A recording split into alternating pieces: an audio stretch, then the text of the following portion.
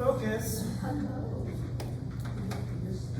going to go ahead and get it started with the new fiction coming out in August. August seems like a long way away. It's right around the corner. So, coming out in August, we have a new Danielle Steele, Joy. In this one, a woman with a childhood marked by abandonment finds love and belonging with a West Point cadet, only to have him also distance himself from her due to the trauma of his war experiences. Oh, yeah. You know. James Rollins has a new Sigma Force series book called Archangel Out. This is his series of international thrillers, currently in development as a TV series for what it's worth. This one, you have a bombing, a murder, and a rumored trove of priceless books hidden away by Ivan the Terrible. It's action-packed, pulse-pounding suspense. Angel of Vengeance by Precedent Child is the latest in their thriller series, featuring FBI Special Agent Pendergast, in which he and Constance Green, his research assistants, take a final stand against New York's deadliest serial killer, who also happens to be Pendergast's own ancestor. This Is Why We Lie by Karen Slaughter is the next one in her Will Trent series. Will Trent is an FBI investigator. It also has a character, Sarah Linton, who's a medical examiner.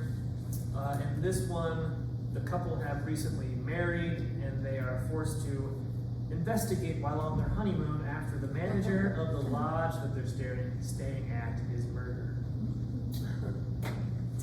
Jonathan Kellerman's next one is The Lost Coast. So this is the 5th book in his newer Clay Edison series, the main character of which is a coroner. In this book, Clay is scraping by as a private eye and winds up investigating a fraud case in the remote California wilderness, where the community is not very friendly to outsiders. The Dark Wives by Anne Cleves is the latest in the Vera Stanhope mystery series. In this one, D.I. Stanhope investigates the death of a young man who may have been murdered by the missing 14-year-old resident of the home for troubled teens where he was working. Jodi Picoult by Any Other Name. It's a captivating novel about 2 women centuries apart fighting to be heard, one of whom may be the real author of Shakespeare's plays. And last but not least, William Kent Kruger has a new one out called Spirit Crossing. This is the latest in his Cork O'Connor mystery series that's set in Minnesota. This one has a disappearance and a dead body putting Cork O'Connor's family in the crosshairs of a killer. Moving on to nonfiction.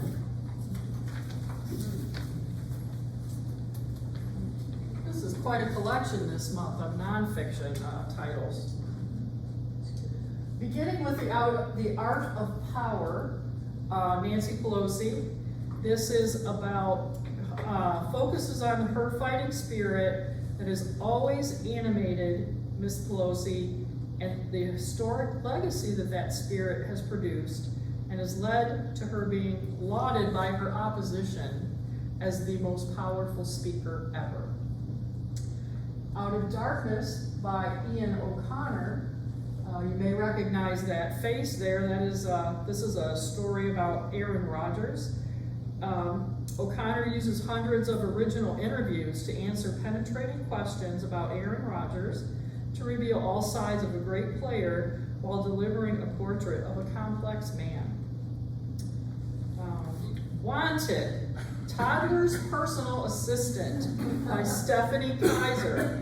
Friends, this is a memoir. Desperate to escape the poverty of her own childhood and jump social classes, Stephanie falls into a job as a personal assistant to toddlers on Manhattan's Upper East Side. She grapples with the fact that this job hijacks her life for the next 7 years, and also the fact that she finds it very difficult to leave the job. Because what happens to all of us, we get very attached to those kids, even when we're working for their parents. Billionaire Nerd Savior King. If I said those words, would you know what the book was about? Billionaire, nerd, yeah. Bill Gates. I thought that was a great title. Das Anoprito is the author. He pulled together some interviews with current and former employees of the Gates Foundation, Microsoft, academics, nonprofits, and others to delve into Gates' relationships and uncover the truths behind the public persona, resulting in an insightful, illuminating, and timely story of money and government, wealth and power, media and image, and the ways in which the world's richest people hold us in their thrall. Drawn Testimony by Jane Rosenberg. This is a title that is going to show us a peek into the dramatic, high-stakes world of courtroom sketch artists. Miss Rosenberg is a sketch artist, and she is in a large district in New York, which includes New York City. So she's done some very high-profile sketching. Fearless, fascinating, and gorgeously written, Drawn Testimony captures the unique career of an artist whose body of work depicts history as it is happening. Keeping the Faith by Brenda Wineapple. This is a look first at the early years of the 20th century, to remind us that those were years of racism, intolerance, and world war. And all of those things colored the actions of people that were living at that time. And the recollection is in order to shed light on how the Scopes trial dramatized the conflicts over many of the fundamental values that defined America then and that continue to divide America today. That Librarian by Amanda Jones, part memoir, part manifesto. This is an inspiring story of a Louisiana librarian advocating for inclusivity on the front lines of U.S. culture wars. Ms. Jones clearly outlines how we got here, who's leading the false charge against qualified educators, media specialists, and authors, and most importantly, explores the steps we all must take to make the voice of truth and reason louder than the caterwauling. That's a quote from the publisher. And finally, The Mysterious Mrs. Nixon by Heath Partridge Lee. This is a look into the essential nature of First Lady Pat Nixon, who was an empathetic, adventurous, and self-made woman. She wanted no political power of her own. She wanted no political influence, but she connected warmly with both ordinary Americans and with people from the many different cultures she encountered worldwide.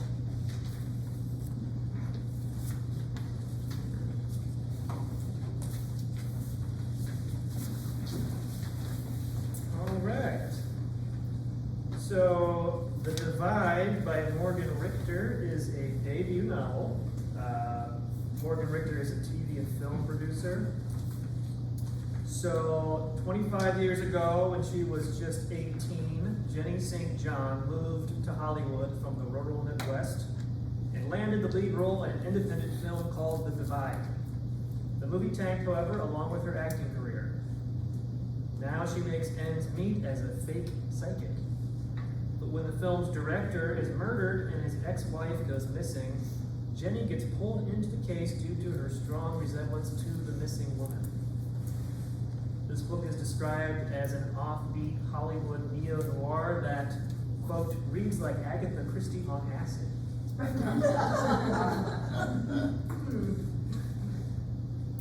First read alike is Cinnamon Girl by Daniel Weitzman.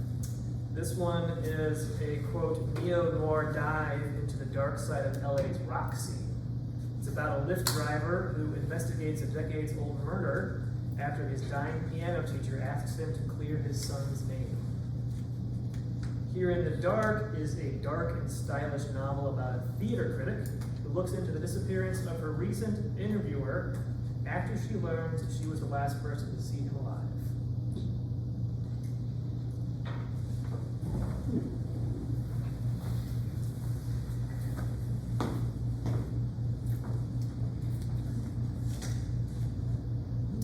Good afternoon, everyone. There Are Rivers in the Sky by Elise Shafak. Following a single drop of water, this literary novel explores three lives living along and affected by the River Thames and the River Tigris, and how the two rivers connect these vastly different people in different places and different times in the most important moments of their lives. Stemming from a great king in an ancient library to an intelligent peasant boy of the slums of 1800s London onto a girl in the war-torn cities of Turkey, and finally a hydrologist in modern London. Relays are The Box by Mandy Susan Wong. A semi-magic cube made of paper travels from person to person, jumping from multiple points of view throughout the story, affecting their lives in strange ways. In its wake, the box creates disasters throughout the city and compels some to go against their normal character and drive them to obsession. And Once Upon a River by Diane Setterfield. One night on the River Thames, a girl is found dead. After a few hours, the girl springs back to life, and in the following days, a litany of people attempt to answer the mystery of the girl who came back from the dead, and who is she?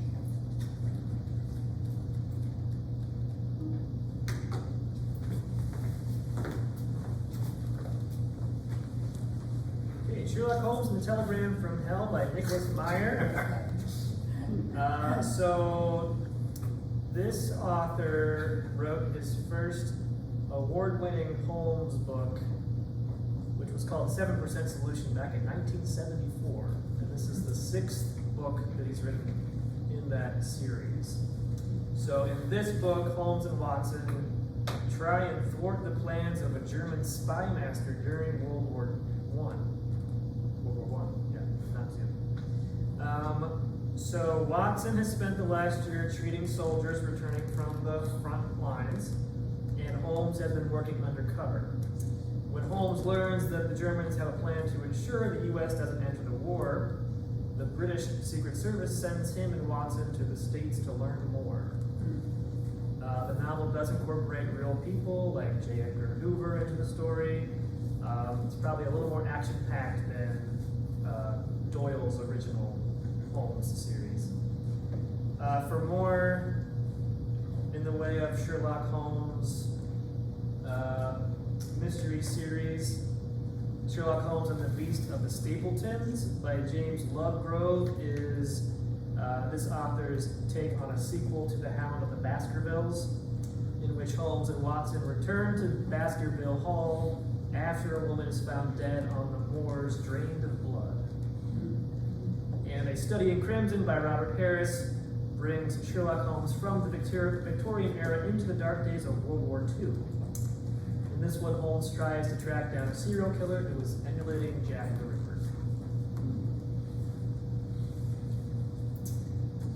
The Seventh Veil of Salome by Sylvia Moreno Garcia. This one is a dazzling historical novel set in 1950s Hollywood about two actresses who are determined to make it to the top. The young and beautiful Vera Larios, a Mexican woman, becomes the talk of the town when she lands a coveted role in a big-budget movie about the Princess Salome. Salome being the young woman who famously dances for King Herod in the biblical account. Nancy Hartley is a floundering actress envious of Vera's rise to fame. And Salome herself is also kind of a character in a parallel timeline, presented as a woman, quote, torn between desire and duty. So you have themes of racial and gender politics in post-war Hollywood in this one. For reading likes, I picked two other books that are centered around female racial minorities in old Hollywood. These, though, are based on real life people. So The Bright Star is a novel about actress Anna May Wong's pursuit of her Hollywood dreams in defiance of her traditional upbringing. And Miss Del Rio is a book about Dolores Del Rio, who was the first major Latina star in Hollywood.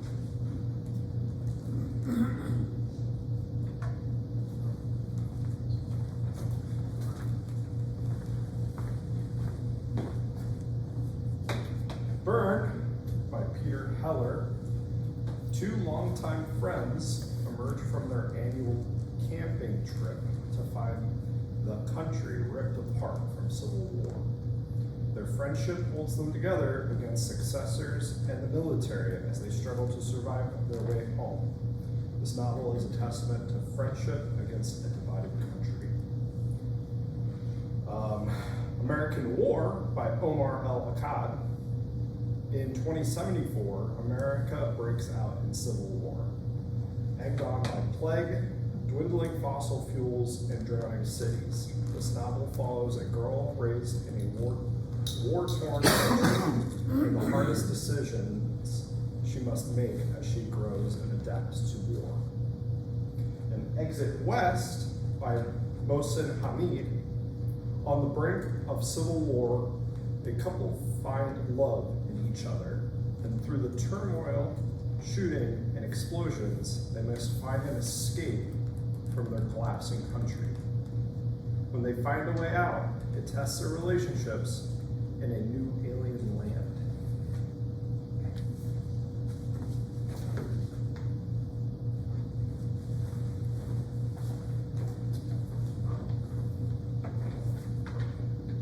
What She's Having by Laura Moore is a romance. It's number 2 in the Big Love from Galloway series. In a sexy southern small town romance, July Tate and Joe Anderson reunite and rekindle their romance. But July fears that Joe is too distracting at this very important time in her life. And if she fails, she fears her whole town will go down with her. Laura Moore has also written Curse for Days. We don't have a copy here.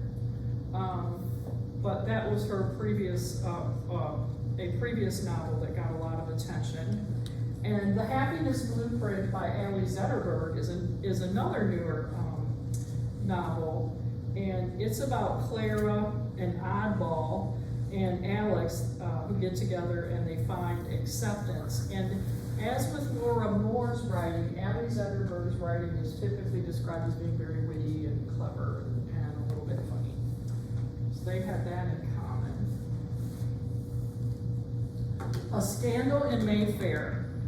This is a mystery that takes place in 1817 London. It is written by Catherine Shellman. This is number 5 in her Lily Adler mystery. Glittering society conceals secrets, and the back alleys of London conceal even more. Lily finds herself under pressure to make the right connections to stop a killer and save her young protege from danger. Miss Shulman also wrote Last Call of the Nightingale, which was a Jazz Age mystery, and The Body in the Garden. And The Body in the Garden is the number 1 in the Lady Adler series. I enjoy her writing very much. I've only read 2 of her books, The Last Call at the Nightingale and the one that came after that, which I did write down. Of course I don't remember, but her writing is very nice. Black Butterflies by Priscilla Morris. This book is literary fiction.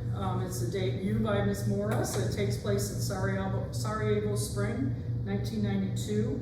Our protagonist, Zora, faces war on her doorstep, reluctant to believe it will last very long. All of her family leaves Sarajevo, and she chooses to stay. And as a result, she witnesses everything she loves about her home laid to waste. This is a timeless story of hope amid strife and describes Zora's courage, resilience, and her belief in the power of art. Rita likes for this book would be Trespasses by Louise Kennedy. Takes place in Northern Ireland. Violence, a strong female protagonist accepting the violence that's happening in her quiet community. And also Prophet Song by Paul Lynch. That was this year's Booker Prize winner. Takes place in Dublin, and when he started the book, he said it was a dystopian story, but as it took him 4 years to finish, by the time he was ready to publish it, it seemed more like realism. So it is a community, the impact of community in a country that is descending into war and how it impacts a particular family.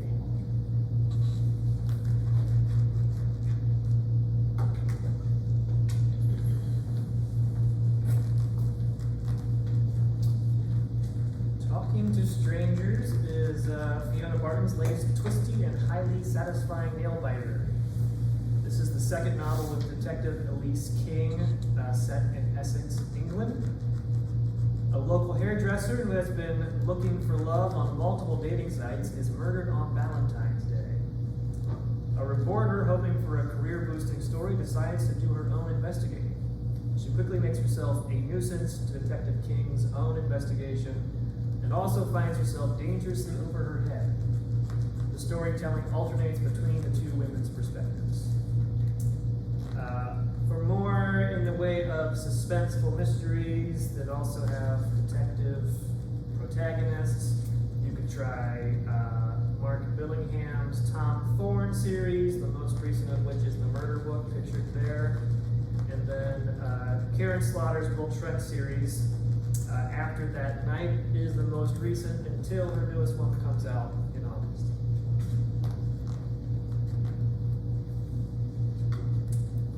Worst in Show by Anna Collins. This is Best in Show meets You've Got Mail. In a rivals to lovers rom-com following a woman ready to do whatever it takes to save her grandpa's shop, even if that means training a wild pup for a dog show side by side with her greatest rival. So main character Cora quit college to help her grandfather with his pet store. When the chain store moves in across the street, she enters the upcoming dog show to try and win the $15,000 prize, but so does Leo, the attractive owner of the new store.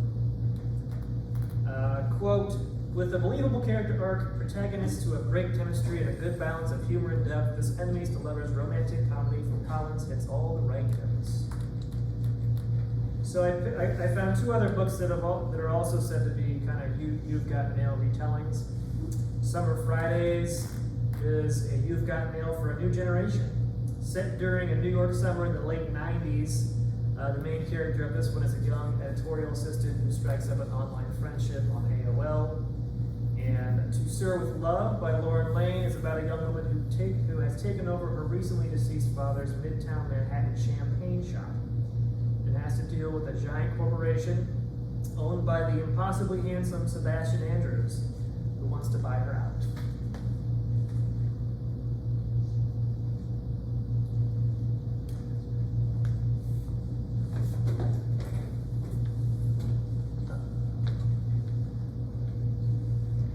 Riverview, Jamie Harrison is the author. This is her number 5 in the Jules Clement series. Jules Clement, in number 5 we find Jules Clement working as an archaeologist and an investigator. He's also building a new house. He and his wife just had a baby. Their life is very exciting, and then things go wrong.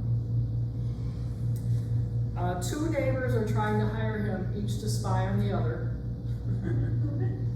The county wants to hire him to find out if one of their roads is actually covering some misplaced bodies. The local priest is revealed to be an extortionist, and he ends up dead. And there are just Russians in fast cars running amok in the county, and he has an old nemesis who returns. So there's a lot of reckoning that has to be done for Mr. Clement. One of her previous, The Center of Everything, was a previous, I think it was a standalone novel, enjoyed quite a bit of popularity. by the same author. And Rita likes, Craig Johnson, of course, wasn't that a gimme? Yeah, did he come to everyone's mind? Yeah. Craig Johnson, this is his recent, his last two in the Longmire series are very much, this is the sequel to the previous one. I think Longmire Defense was the one before. But that's all about Longmire dealing with his past and having his reckoning. I just returned it today. I Did left it you? in the Did you? box. Yeah, wow, good. Was it good? Yeah. Yeah. So that's the And latest. another one I thought of was Celine by Peter Heller. I know we had Peter Heller readings a couple years ago, but if you didn't read Celine, it's a bit different. It focuses on his mom, his real life mom, and it's just a little bit of a different type of storytelling for him. But it also is about wilderness and meeting your past and coming to terms with having your life go forward.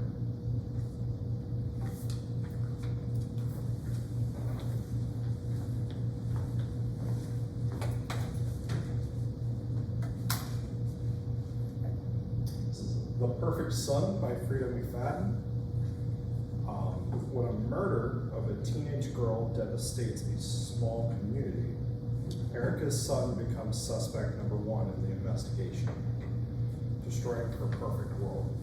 As she realizes that her son is probably the murderer, she must contend with herself over how far she will go to protect her son, no matter the consequences or reasons.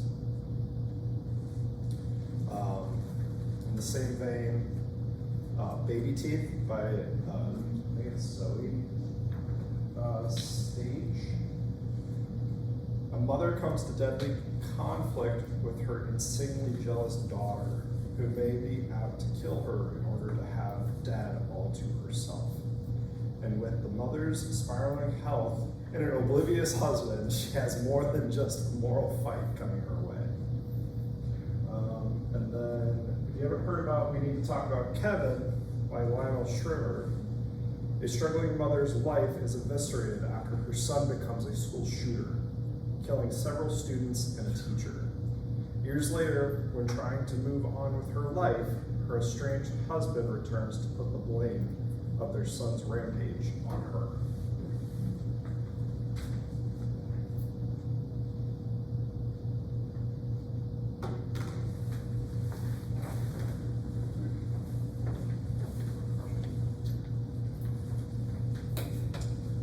Close Knit by Jenny Colgan is from the general fiction genre.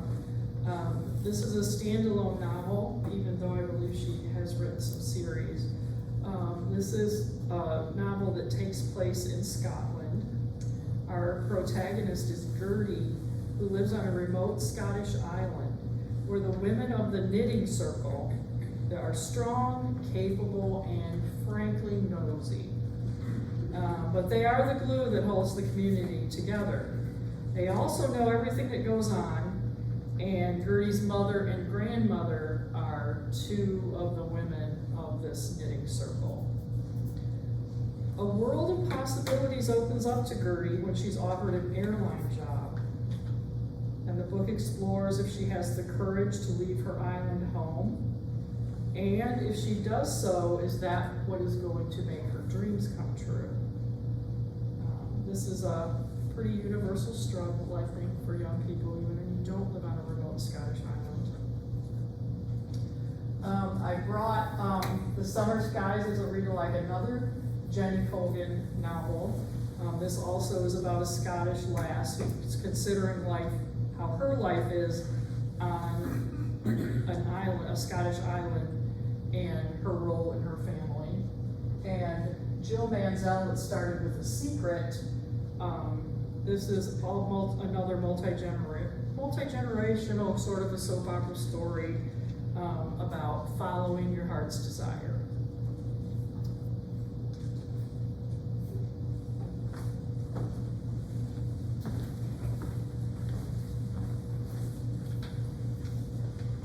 The Dead Cattail Assassin by P. Davy Clark In a fantastical setting, an assassin guild exists with just and strict rules. Even is one of the best assassins in the guild, never having failed a mission, nor straying even a bit. On one of her hunts, the city erupts in a celebration, leading even to come face to face with a forgotten past and conflicting moral codes that disrupt her perfect status and mark her as a target by her own guild. Highlights for this are going to be the Night Angel trilogy by Brent Weeks. The city's greatest assassin takes on an apprentice in the form of a homeless kid who is only known to survive the streets. The 6-book series sees the rise of Aza from nothing to a feared and perfect killer. And Mistborn by Brandon Sanderson, when a child is found to be able to harness the magical abilities of metals, a very rare and powerful ability in her world, she is taken in by rebel fighters to take out the world's leading warlord. They teach her how to perfect her abilities and become a skilled assassin and a rebel terrorist.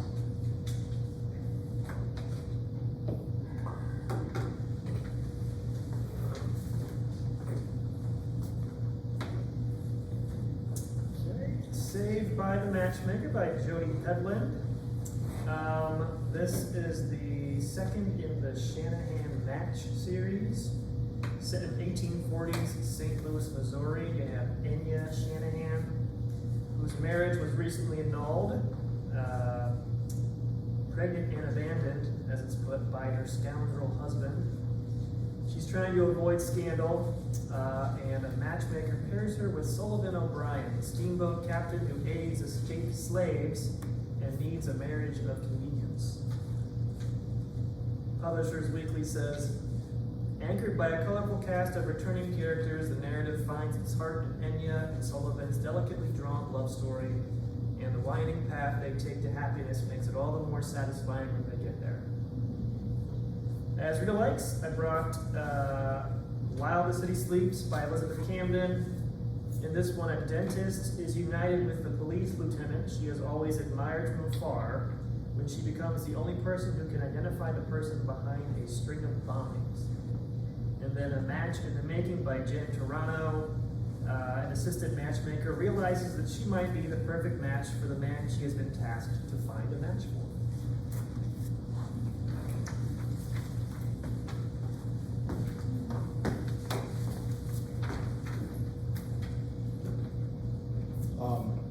Lady Macbeth, or Macbeth, Ava Reed's redemption/retelling of Shakespeare's titular character, receives her own backstory, voice, and character arc, told with some of the same poetic, witchy elements as Macbeth. Lady Macbeth gets a redemption and her own story and her own occult magic to play with that will rewrite the history of her family's fate. Her likes are The Silence of the Girls, which I'm sure a lot of you probably just read, told from the perspective of a female war slave given to Achilles right before the Iliad, and her telling of the stories of the underlooked and ignored women who are all but entirely forgotten by the ancient famous myths. And Lilith by Nikki Marmory, this retelling of the ancient creation myth tells Lilith's side of the story and her point of view as she watches Eve take her place in the Garden of Eden, and her plot to restore power from God to his missing wife.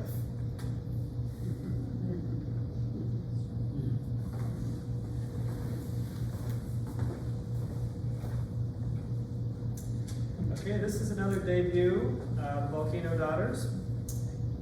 It's set in El Salvador, the 1920s to the 1940s. You have two sisters, Graciela, who's a young woman living in a community of women on a volcano, claimed as an oracle for a rising dictator, and then Consuela, her sister. They flee the country to escape genocide, neither knowing that the other has survived, and their travels take them across the globe from Hollywood to Paris. So this one is described as searingly original, spellbinding, gripping. There is some magical realism in this novel. And then of course you have themes of sisterhood, violence, and charting one's own course. The Book of Thorns by Hester Fox is about a young woman with preternatural healing abilities who serves in Napoleon's army and tries to reunite with a sister that she lost long ago. And The Vanishing Half by Britt Bennett, I'm sure most of you are familiar with, is about identical twin sisters, one of whom passes as white, the other retaining her black identity, and how their different life paths diverge due to that.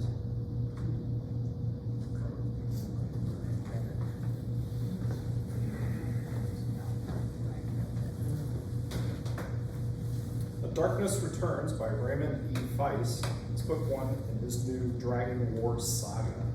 After their war-torn world is all but destroyed, Hattusile, Hava, and Dante find refuge on a new, much more peaceful world, where Hattusile is able to hone his magical abilities to return to his home world and save it from total annihilation. But a cult has their minds set on the apocalypse coming to fruition, and worse monsters lurk in the pervading darkness. Real lives are going to be Shadow and Bone by Leia Verdugo, an orphan to a war of humans and darkness. Alina must manifest her powers in order to push back the darkness and the monsters pouring out of it. And A Shadow of What Was Lost by James Islington, a group of spellcasters must traverse a world that hates them for what they are in order to stop a coming age of darkness. As the lives they leave behind are destroyed, they are hunted by mercenaries, military, and shadow monsters, and even those that they thought they could trust as they are changed forever.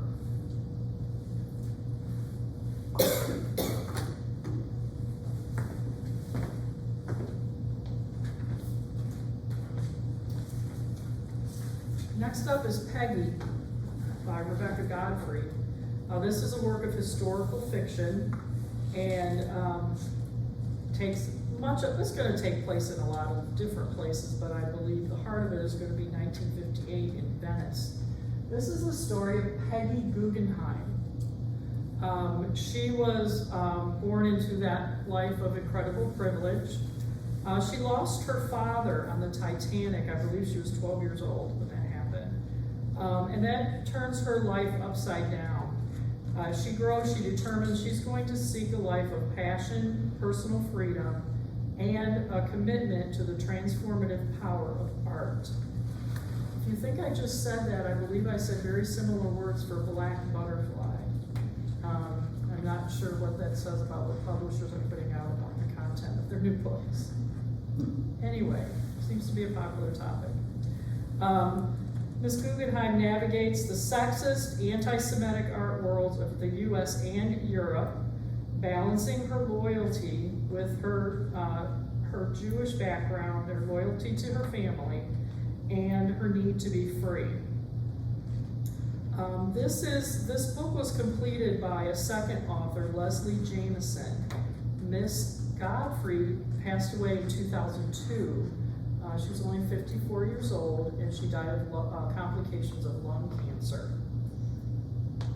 She had a couple works of note before her passing. One was a novel called The Torn Skirt, which we do not have. Another was a book of nonfiction called Under the Bridge, which was a very popular and highly recognized and awarded work of nonfiction in Canada. And it's a true crime investigation into the beating death of a young woman named Rena Berg.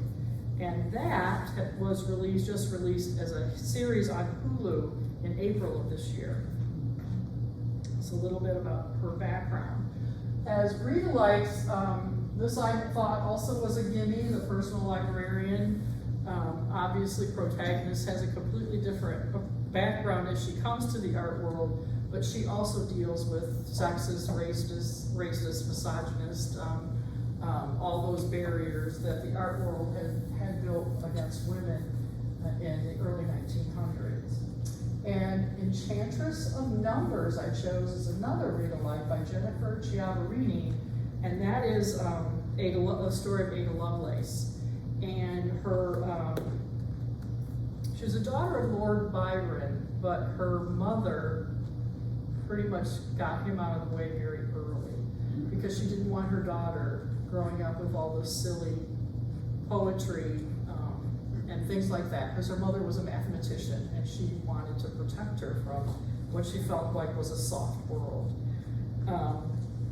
When she came of age, she discovered her intellectual and social circles, and she met the inventor of the difference machine, which was a pioneering concept in what we know today as computers. So she's a real character. Story is well researched, and like Peggy Guggenheim, she had to live into and out of a legacy.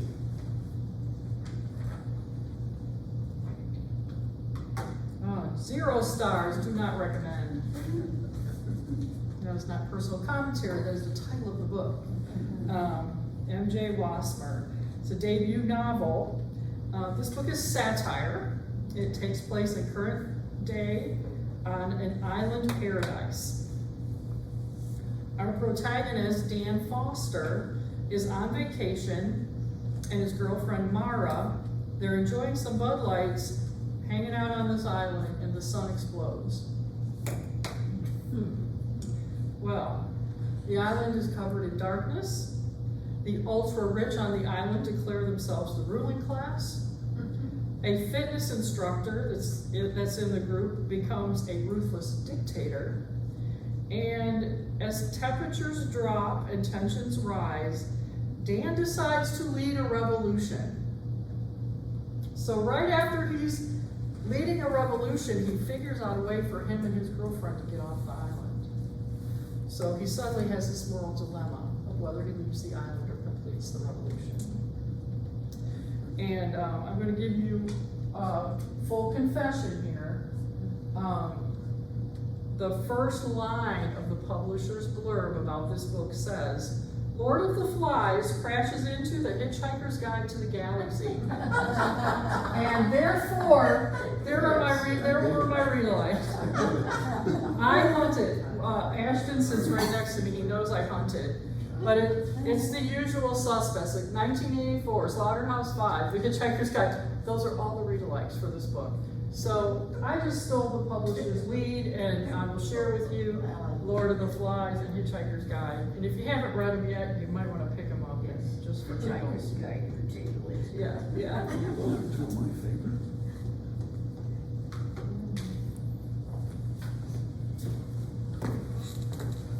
Christina, I have a quick question. Yes, sir. What was the name of the book about Ada Lovelace? What was that called? I think it's The Enchanted Mistress, but maybe I'll check. Oh no, that's wrong. That's wrong. It's The Enchantress of Numbers. Okay. Yeah, numbers, yeah. She's awesome. She's considered the first computer programmer. Oh, yeah. Venus Matchbox by Yoko Agawa. That's what that is. When Tomoko is shipped out of Tokyo to live in a smaller Japanese town with her aunt and her new family, Tomoko finds that her enigmatic I didn't get a lot of sleep last night, I'm sorry. Enigmatic aunt has married a very rich Westerner, living in a mansion with extended family on the husband's side, along with a daughter the same age as Tomoko, whom they share small adventures, stories in which boys they are crushing on together. And as curious girls sometimes do, Tomoko gets nosy and finds rich stories in her new family, from the explanation of her uncle's temporary disappearance to her aunt's involvement in World War II. My read-alikes for this were 50 Words for Rain by Asha Lemy, Another coming-of-age tale set in Japan briefly after World War II. An 8-year-old girl struggles to adhere to the traditional Japanese norms that include skin bleaching and pure silence, as well as the shame her grandparents have of her due to her heritage from her white father. And in The Henna Artist by Alka Yoshi, a girl in the 1950s India struggles to evade her past as she enters a world of the rich and gossipy upper class ladies. She makes a reputation for herself with her highly sought after and original henna art and her good advice her clients appreciate. But her own secrets become unearthed as her husband has tracked her down to upheave her meticulously built life. That's a good book. I've heard. I was a little nervous bringing it on. I was like, man, they're gonna know. Get this description right. Yeah.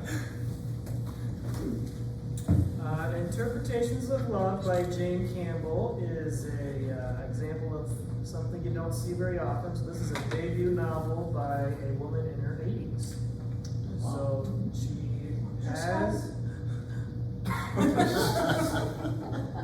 has published a short story collection which was entitled Cat Brushing.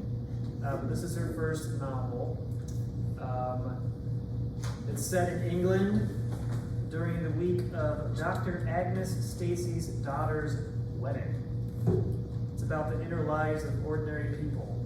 Kind of the main characters are also wedding guests. They include Agnes's uncle, her old therapist, her ex-husband, and others. And the narrative shifts between Agnes, Joe, who's the retired psychiatrist who once treated Agnes for depression, and Malcolm, Agnes's uncle. And all three of these characters are Oxford-based academics. Uncle Malcolm comes bearing an old letter written by Agnes's mother with some complicated news, let's say. So this is about ordinary people, entangled relationships, complicated love, family secrets, etc. If that sounds of interest, you could also try Mary Stewart, who wrote the novel Rose Cottage. This one is set in 1947 England, and it's about a woman who returns to her childhood home to retrieve some family papers and finds them missing. But you have the similar theme of family secrets. And In A Sensible Life by Mary Wesley, you have some similar subjects, including upper class women, England setting, specifically set in post-World War I England and France. This one takes a wise and witty look at love, growing up, and class differences.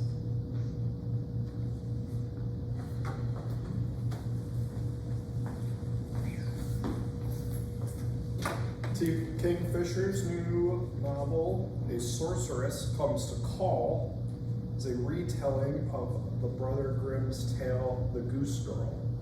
Cordella, the daughter of a dark sorceress, is raised in a cold, unloving home with only her mother and their horse. Unable to have friends and forced to sit silent and motionless for hours on end, Cordelia lives a miserable, quiet existence, all while watching her evil mother hurt and destroy others with her dark magic.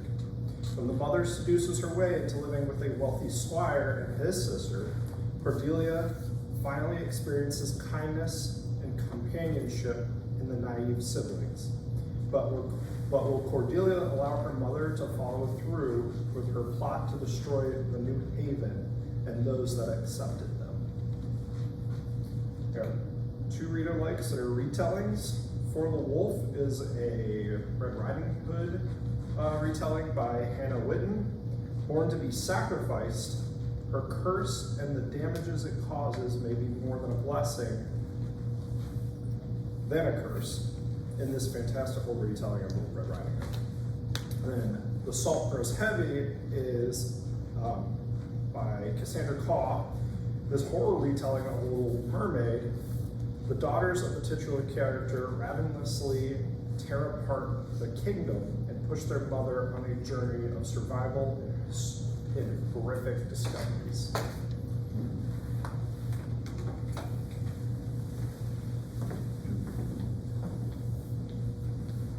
And another retelling. This is Hera by Jennifer Saint. It is, the genre is considered mythology. It draws from the ancient stories.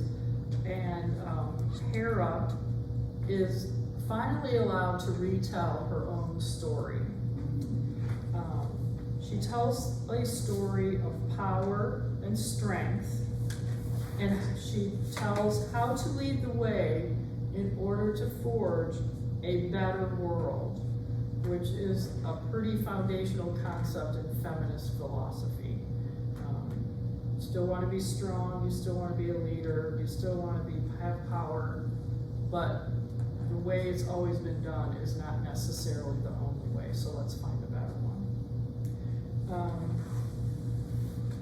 Jennifer Saint also wrote Ariadne, which is a retelling of that story.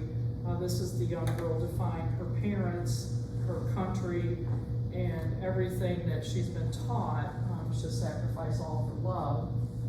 Also, I chose Pandora by Susan Stokes Chapman. This is a retelling, an interesting one. It's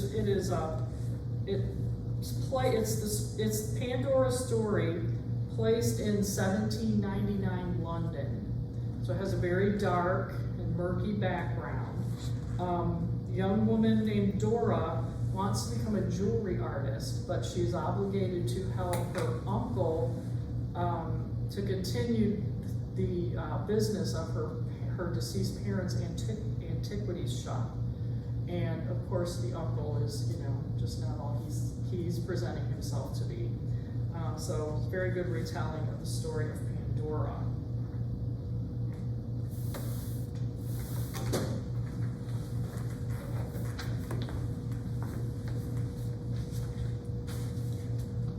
The Bookshop, A History of the American Bookstore by Evan Friss, takes a look at the presence and politics of bookstores and their effects on the communities around them. This book explores the endangerment and that bookstores face in times of strife and what could be lost in the upheaval of freedoms. This love letter to the American bookstore explores their history, popularity, market, and the archival collections kept within their thousands of locations across the country.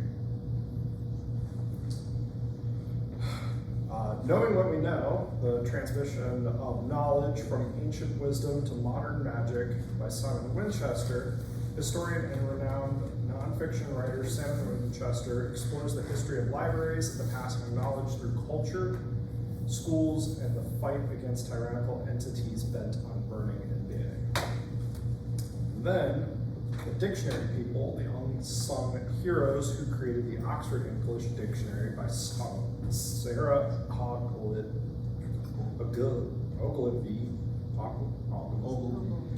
Ogilvy. There it is, thank you. A celebration and acknowledgement of those who created the dictionary and their various stories tied in with the beginnings of the official English lexicon. Then we've got Gray Matters, a biography of brain surgeries by Theodore H. Schwartz. He's a renowned and well-written science writer with over 500 published scientific articles and chapters on neurosurgery. And he puts this all in this collective knowledge together to explore the relatively new history of brain surgery from its beginnings to current innovations, as well as his personal experiences behind the blade with brain surgeries he has led. Learn of the multitude of reasons for brain surgery, as well as details into those respective procedures.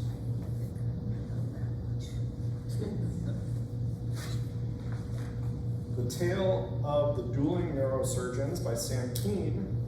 Sam Keen takes a step back in time and explores the sciences of brain surgery and psychology prior to modern medicine. Back when the best diagnosis was to wait for a tragedy to strike in the forms of strokes and other deleterious events.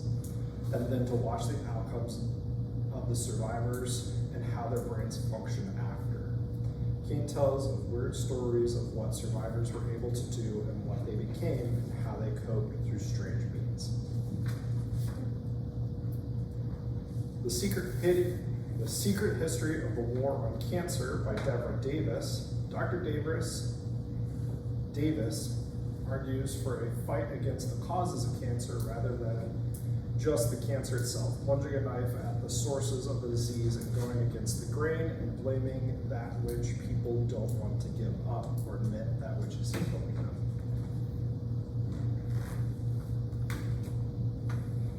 I'd also like to make a comment about Ashton's last piece with the gray matter. There's a current story on the CNN website about Dr. Sanjay Gupta, who goes for geriatric neurological examination. And he's very frank and honest, and it's very compelling. He takes you through step by step what he went through with a neurologist that he has been friends with his whole life. And he was very certain that all of the outcomes for him were going to be excellent. And I won't ruin the end. My next nonfiction selection is Pixel Flesh, How Toxic Beauty Culture Harms Women. Well, now haven't we known this for a long time? Miss Ella Atlanta is the writer who is bringing this up in the context of social media. She is looking at the absurdities of the beauty standards faced and upheld today. The cult of beauty and the reality of this world of paradoxes. Standards are unhealthy, but the closer you are to them, the more successful you may be. We resent social media, but we continue to scroll. Digital beauty is artificial. It's not obtainable, but we still strive and compare ourselves. I think this is especially toxic for younger women. You get to a certain age and you're just like, that's what it is. This book is also a rallying cry and requesting a refusal to suffer in silence. I'm going to do a little aside here. When I was in college, one of the things I was interested in was body image and the disease where you go anorexia. And I remember there was an article in the Atlantic, and it was a young woman about this big around, hanging over a toilet, obviously, doing her thing. And the tagline was, "Beauty is the beast." And that article was very impactful. I could not find it again to reread it just because that came up in my mind. But this has been a big problem in our culture for a very long time. I don't think there are enough books, there's not enough information out there about it. I did find a new book, this memoir by Chloe Cooper-Jones, Easy Beauty. She's a young woman who has a stature and a bone, like a congenital bone and stature that impacts her gait. So she cannot meet beauty standards, but she explores how she found her own beauty anyway. And then this book from about 800 years ago, The Beauty Myth, it still seems to be the best thing we have hanging around, by Naomi Wolf. She really dug deep into the myths and their origins and the damage that they cause to women of all ages.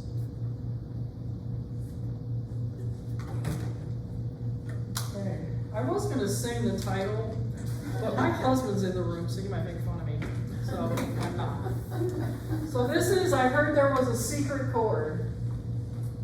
Music as medicine. And the author of this, his name is Daniel Levitin, and he's written other books. He's very, very knowledgeable on the link between music and healing. So he conducted interviews with musicians. He pulled together some scientific case studies. He looked into music theory, music history, all of these to highlight music's critical role in human biology. He illuminates the neuroscience of music and its profound benefits for people of all ages, including people with Parkinson's, Alzheimer's, cognitive injury, depression, and even for pain. He sees music as a tool that we can make better use of. I will say too, when I was a case manager for people with autism in Indiana, music therapy was the golden ticket. That did more for people with that particular cognitive challenge than just about anything else. There were never enough cognitive or music therapists. Realize the Mozart Effect, an older book, The Power of Music to Heal and Strengthen the Mind and Unlock the Creative Spirit by James Campbell. Music and Mind. This is a collection of many different people who understand the powerful impact of music and art on our health, and it's pulled together by Renee Fleming, who lives in Rochester, where I used to live. We were practically neighbors. There are a lot of people in Rochester, but she has become quite an advocate. This is really a, kind of a side job for her, and she's done over 50 presentations, and she's written essays, and she speaks on this topic all around the world. Is she on YouTube? She what? Is she on YouTube? Probably. Yeah, she's an opera singer. That's her. Right. Yeah, that's the same one. Yeah.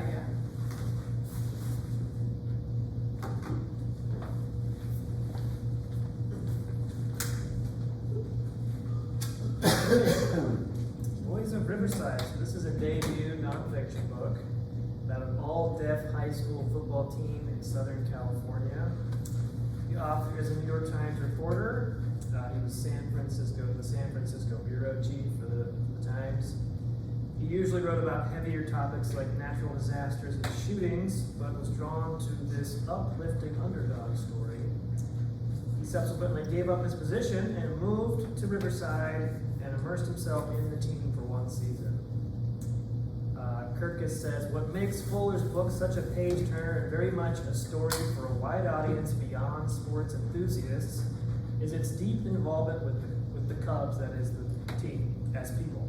From the first chapter, the author makes it clear that this story is not just about a winning team, but about human resilience and the players who exemplified it. So if you're looking for an inspiring story about overcoming adversity, this would be a good one to check out. Similar read would be The Boys in the Boat, if you haven't read that one yet. It's a very good read about nine Americans and their epic quest for gold at the 1936 Berlin Olympics, recently made into a movie. And The Dust Bowl Girls by Lydia Reeder is the inspiring story of a visionary coach and a girls basketball team who barnstormed its way to glory in Great Depression era Oklahoma. Kathy gave Boys in the Boat 11 out of 10 for the rating. No. Nice. There you go. Highly recommended. Kent State, American Tragedy by Brian Vandermark. This is a definitive history of the fatal clash between Vietnam War protesters and the National Guard, illuminating its causes and lasting consequences. So he's drawing on new research and interviews, including, apparently for the first time, the perspective of the guardsmen themselves. It's a masterful chronicle of the political and cultural divide of the 1960s that culminated in one of the darkest days in U.S. history. This book is simply required reading, as one review puts it. For what it's worth, the author teaches history at the U.S. Naval Academy, and his last book was a history of the Vietnam War titled The Road to Disaster. That one came out in 2018. For more about Kent State, you could of course check out 67 Shots by Howard Means. Kent State at the End of American Innocence is that one's subtitle. And if you are just interested in more history of that era, The Invisible Bridge by Rick Perlstein is a portrait of the U.S. during the turbulent political and economic upheavals of the 1970s. And it covers events ranging from the Arab oil embargo, the Patty Hearst, to the collapse of the South Vietnamese government, etc., etc. Most of us call that curry events. So that does it for our Books in Focus books. Next month, it's gonna be on the 13th, so we will see you then. Now, if any of you are wanting to, put an extra slip in the summer reading program drawing, just stay put and I'll hand you a slip.